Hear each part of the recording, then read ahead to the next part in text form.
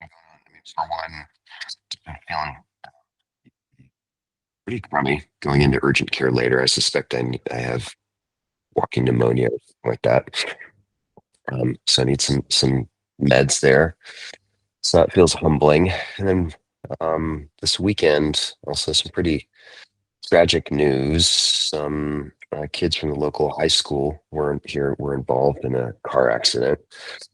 Six of them were in the car. Four of them died, and two are still in the hospital.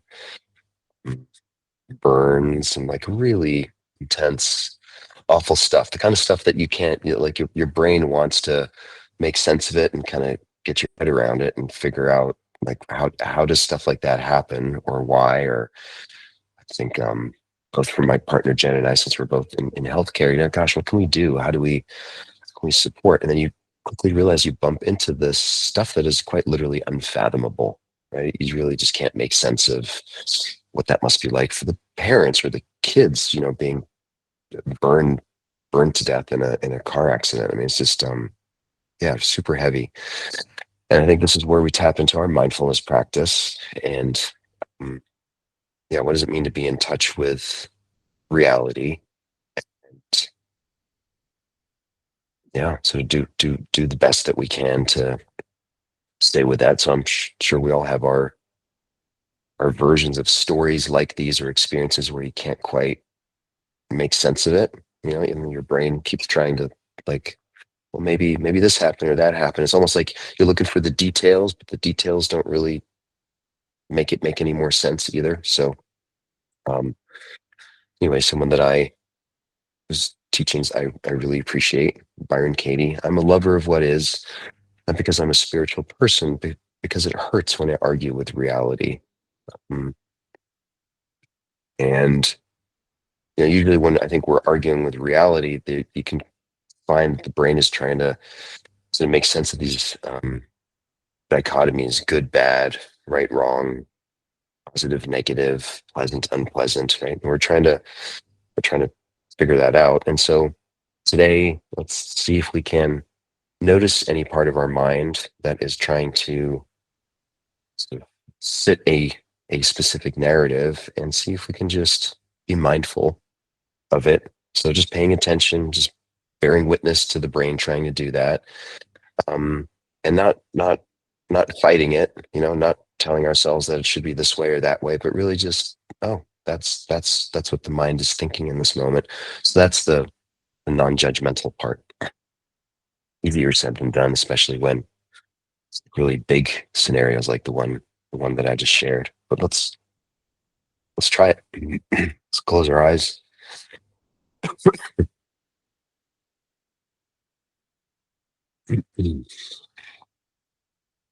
We'll start by feeling into sensations in the present moment, starting with the body, the sensation of sitting,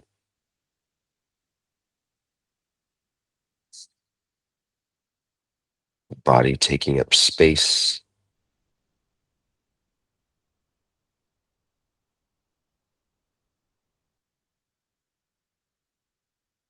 by noticing, like, how do you know that you have a body? Probably feel the feet on the ground, the lungs inhaling and exhaling.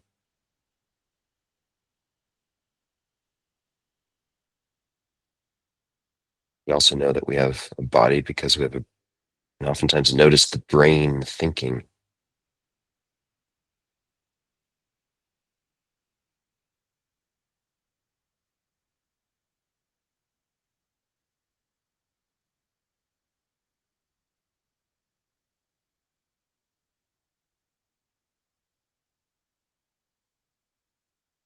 See if you can become aware of what your brain is thinking about. It's always thinking. Of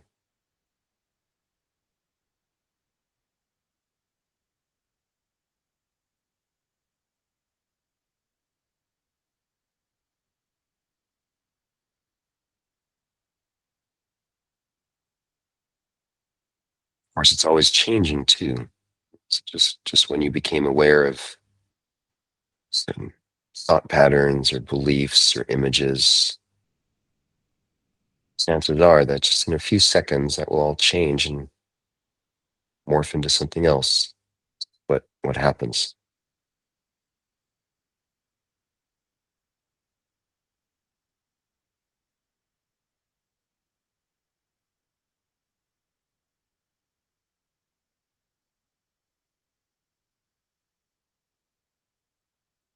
First intention here is to simply become aware of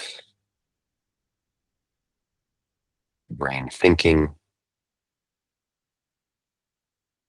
rapidly. These thoughts come and go. See if you can, just for a moment, not even pay any attention to the content of the thoughts. Simply just notice the process, thinking.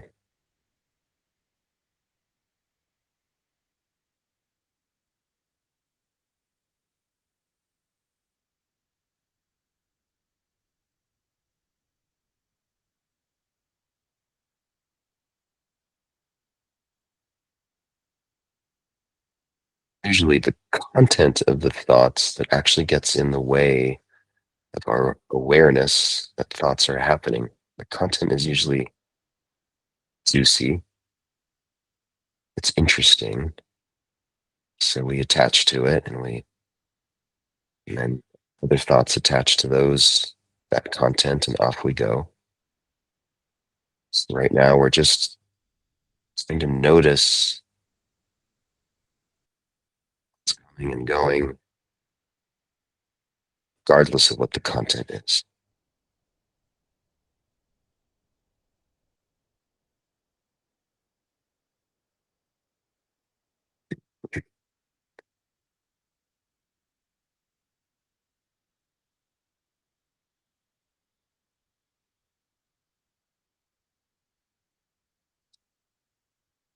It's actually surprisingly difficult to do, or at least to sustain non-judgmental awareness over time is it's really challenging.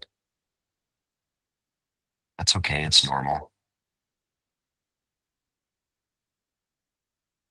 Now let's see if we can become mindful of what's called the feeling tone of the thoughts. So now we are actually paying attention to the content. When you notice thoughts or memories arising, see if you can notice there's a pleasantness or an unpleasantness. It's the flavor of those thoughts or memories.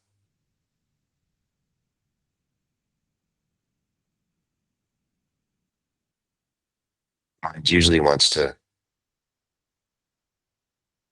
immediately think of certain thoughts as good or bad or right or wrong, should or shouldn't. And just noticing, become aware of the content. Does the mind say good or bad, positive, negative?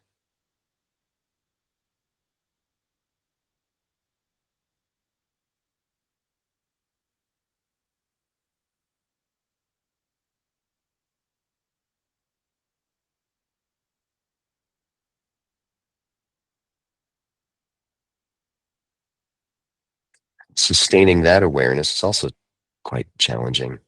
Again, because it's very easy to get sort of enticed by the content of the thoughts and go into them rather than simply observing the nature of thought. Thinking.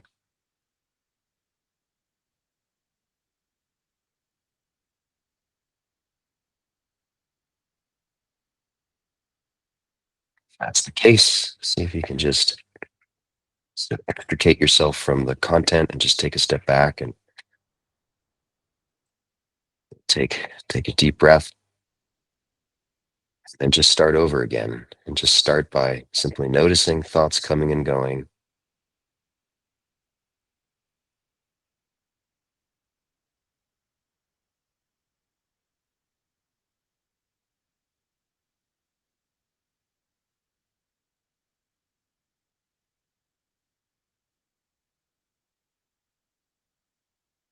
and just bringing some awareness to the feeling tone, so the pleasantness or unpleasantness of whatever those thoughts are.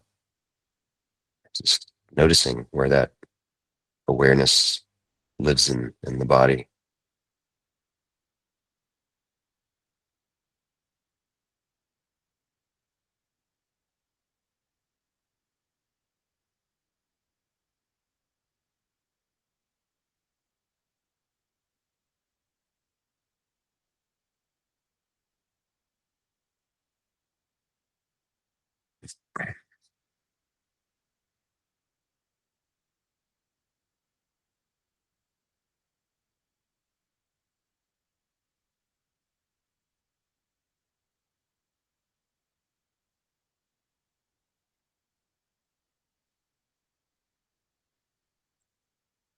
Being able to activate this kind of mindfulness is in my experience, is very liberating because it allows us in the more we practice it, it allows us in those difficult situations to find a kind of neutral observer stance to the chaos that is unfolding in our brains and in our hearts. It actually allows us to be with reality in a way that is sometimes much kinder than scary, anxious, painful thoughts that the brain will stimulate.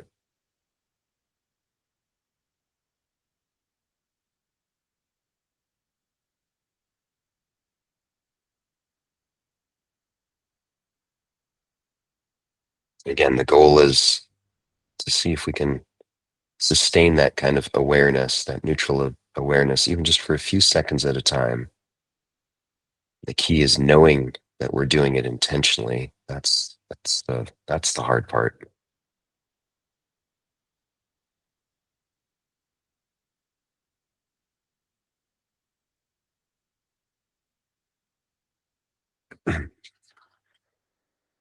Take a deep breath in through the nose, slow exhale through the mouth.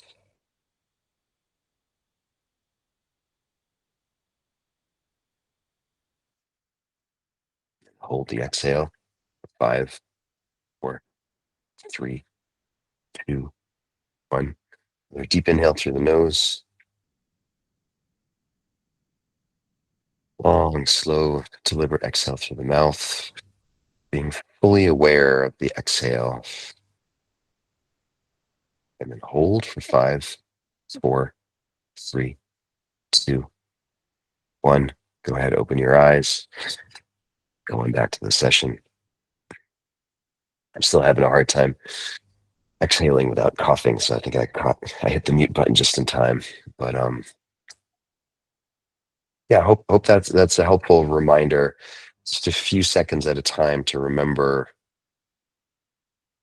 the brain is constantly thinking, but if we have the ability to take a step back and know that that's what's going on, it gives us just a little bit of breathing room, especially when the thoughts or the feelings are really intense. Allows us to kind of reconnect with reality and start over again. So that was helpful. Take care, everyone. See you again tomorrow.